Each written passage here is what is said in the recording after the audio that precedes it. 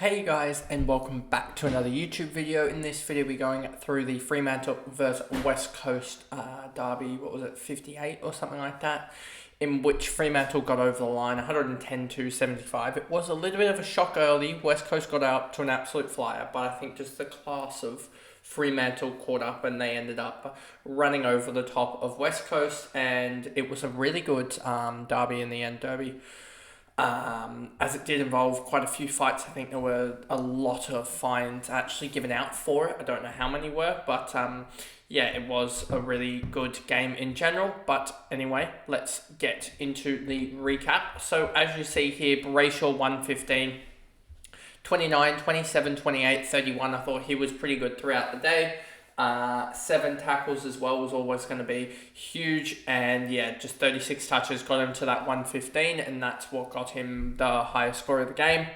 Sarong with a 100 here, he was pretty big as well. 22, 25, 23, 30, 32 touches, 2 marks, 2 tackles, and a goal. He does love to get his touches, but he seems almost allergic to the non-disposal points. So hopefully he can get back to his best and get those sort of 6-7 tackles, because that's probably going to be the difference between him going sort of that 100 or so and going that 110, 120 area that we kind of need for these last 4-5 weeks. So we'll see about that one.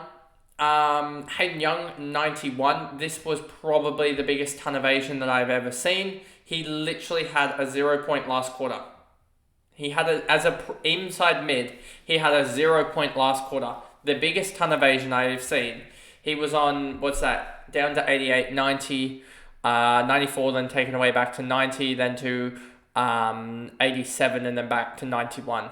So yeah, he just didn't do anything, and basically two free kicks against and a handball and a tackle for the last quarter. He ended up with 12 tackles, 20 odd touches, but again, pretty much proving my point that he is very much a in between an 80 and a 110 guy every single week, basically, other than this 37, which I think was just a massive tagging role.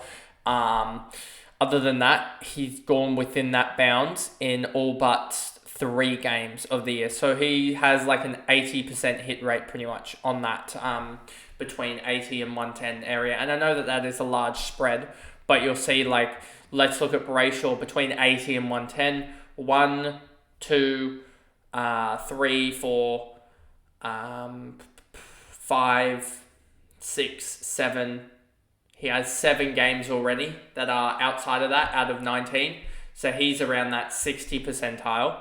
And even Caleb Sarong, he's got 1, 2, 3, 4, 5 games outside of that as well. So he's around that 70 percentile, and he was really consistent through here of an 80 and 110 guy. So, I mean, it is maybe a little bit too high of a bound, and I could have actually probably lowered it a little bit, but he just seems to always consistently get in between that that area of 80 and 110. And yeah. Jordan Clark had a huge last quarter to get to a 90. I was tracking that and I was like, oh no, not this again. He's just had a stinker. He was on 49 at 3/4 time, and then he just decides, you know what, I'm just going to try and just run through from the back line to the to the center square. Not to the center square, to the center circle, like 4 or 5 times. And he got like a couple of just run-on plays where he just would get you see here a run-on play here, a tackle, a kick, and then a handball as well in there. Where is it here? And then also just a little bit of chippy at the end as well.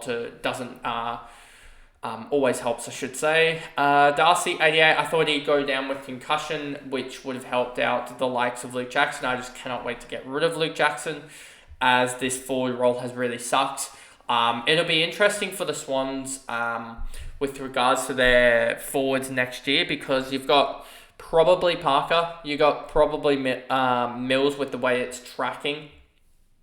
You got let's actually just double check that DFS. I just want to even though this is a little bit off, I will just double check the Callum Mills one, because I think he might have already switched back out of it. Callum Mills, around 20, yeah, okay. He had 35% CBAs. He probably shifted his role completely on its head, didn't he?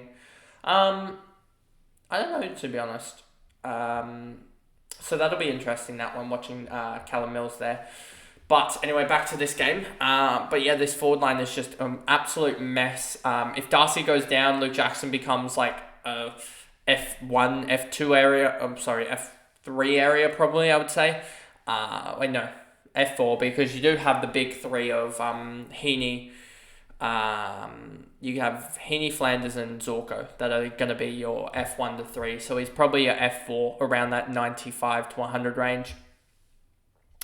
Mira, Frederick, Switkowski, Tracy, Luke Jackson, as we say here, had a big second half to catch up because, yeah, he did nothing in the second quarter and realistically the first quarter. Would have loved to have seen him take another couple of marks there and just get some more touches, only 10 touches. Really, and not kicking a goal as well doesn't help his cause. Sharp, Bamford, Ryan, Draper, Chapman, Walker, Emmett, Walker, Amos, no one else here really relevant. Fife even got a ban there. I think that they'll challenge it, but I don't think they'll get off on that challenge. Elliot Yo, 112, 41, 28, 27, 16. A little bit slow in the last quarter, but did his job. But he's just too injury prone at this point in the season that you don't want to trade him in just for him to be out injured, I don't think.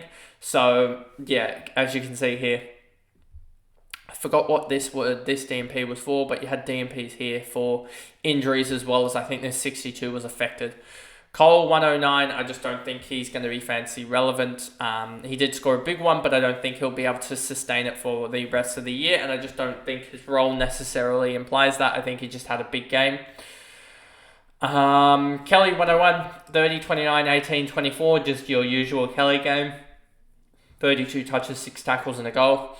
BJ Williams, I think it is. He 93, big second half there. 62 second half, 32 headouts for him, 13 disposals, 5 marks, 3 tackles. Just isn't going to be that top of the line ruck. Hunt, Harley Reid as well. I did consider this early on. Do I want to go Harley Reid or not? As he was on, I believe he was on 80 at one point. It doesn't look like he got anything taken away late, so I'm surprised. I swear it was on 80. So I was surprised he got that something taken away or something. I'm trying to think, where did something get taken away? I don't see anywhere it got taken away. But anyway, so yeah, 78 for him. I don't think he's one that you can bring in just because I don't think he has that top of the line type of scoring yet.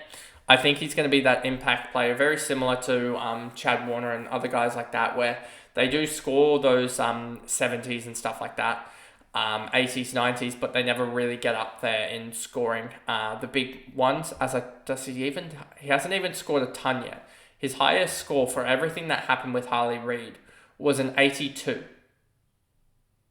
That's just really, really weird to see that his highest score is an 82 for all the games that he ripped teams apart from. But then you got here, you can see Waterman, Williams, Cripps, Ryan, Jimby, Edwards, Hoff, Cully, Petrocelli, Edwards, Allen, Hutchinson, Marek, Rodham, Darling, and then True out with, I don't think it was a concussion. I think it was actually a neck issue. So he was out. I don't know whether that means that he's actually missing a week or not. But anyway, that pretty much was the video there. Brayshaw, Sarong are probably the only ones left from Fremantle. I'd say maybe Clark, just given that he has the ability at the moment just to break lines and they seem to give him the ball a little bit. And outside of that, I don't think there's anyone really fancy relevant from West Coast. But I'd be watching the West Coast matchup to try and get the matchup on them. But anyway, that pretty much is the video. And if you did enjoy that, remember to like and subscribe, turn the notification bell on so you know when I upload more. And I guess I will see you guys in the next video. Bye, guys.